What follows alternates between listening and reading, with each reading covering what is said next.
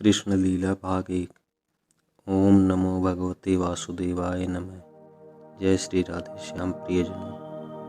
प्रियजनों, यह कथा भागवत महापुराण से लिया गया है। कथा की शुरुआत करने से पूर्व हम भगवान श्री कृष्ण जी के माता और पिताजी के बारे में थोड़ी जानकारी ले लेते हैं। भगवान श्री कृष्ण की माता देवी देवकी तथा पिताजी प्रभु वासुदेव जी थे। उनके पालक माता पिता नंद बाबा और माता यशोदा थी। देवकी तथा वसुदेव जी का परिचय। वसुदेव जी विष्णु जी के 8वें अवतार कृष्ण और उनके भाई बलराम तथा बहन सुभद्रा के पिता थे। वह एक गोप यादव राजकुमार थे।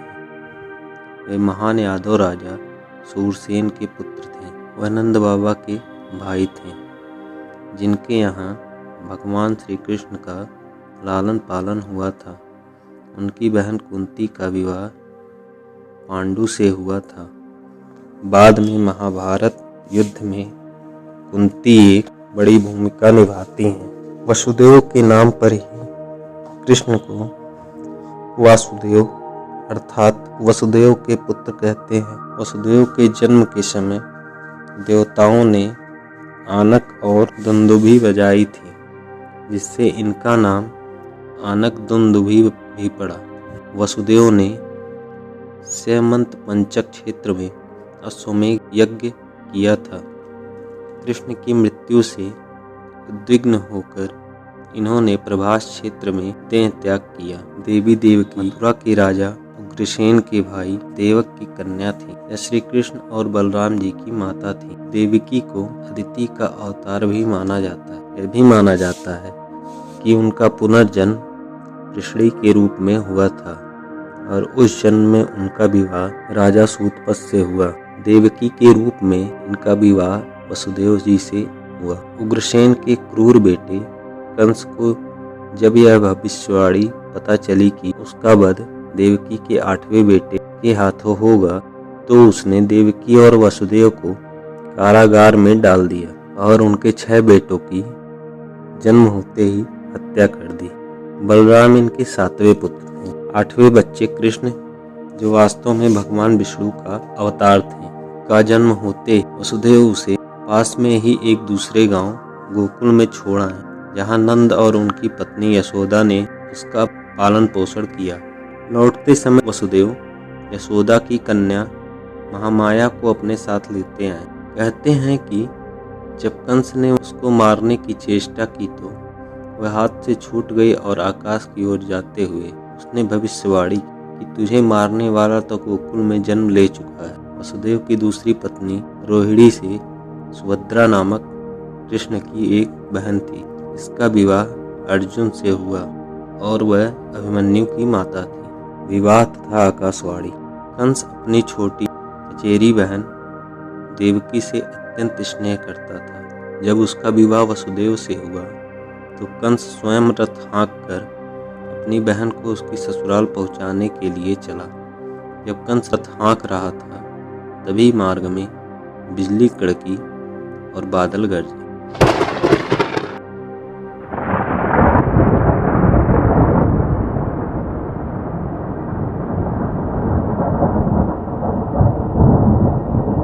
तथा आकाशवाणी हुई, हे मूर्ख, तू जिसे इतने प्रेम से पहुंचाने जा रहा है, उसी के 8वें गर्भ से उत्पन्न पुत्र तेरा वध करेगा। आकाशवाणी सुनते ही कंस का बहन के प्रति सारा प्रेम समाप्त हो गया।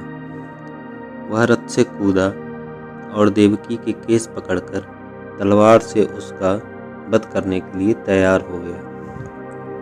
हर्ष के स्थान पर उदासी छा गई। स्नेह के स्थान द्वेष ने धारण कर लिया। कंस क्रोध के साथ बोला, बस, ना रहेगा बांस, ना बजेगी बांसुरी। विष के वृक्ष को बढ़ने ही क्यों दिया जाए कि फिर उसके फलों से मृत्यु की संभावना हो। बढ़ने से पहले ही वृक्ष को काट ही देना बुद्धिमानी है।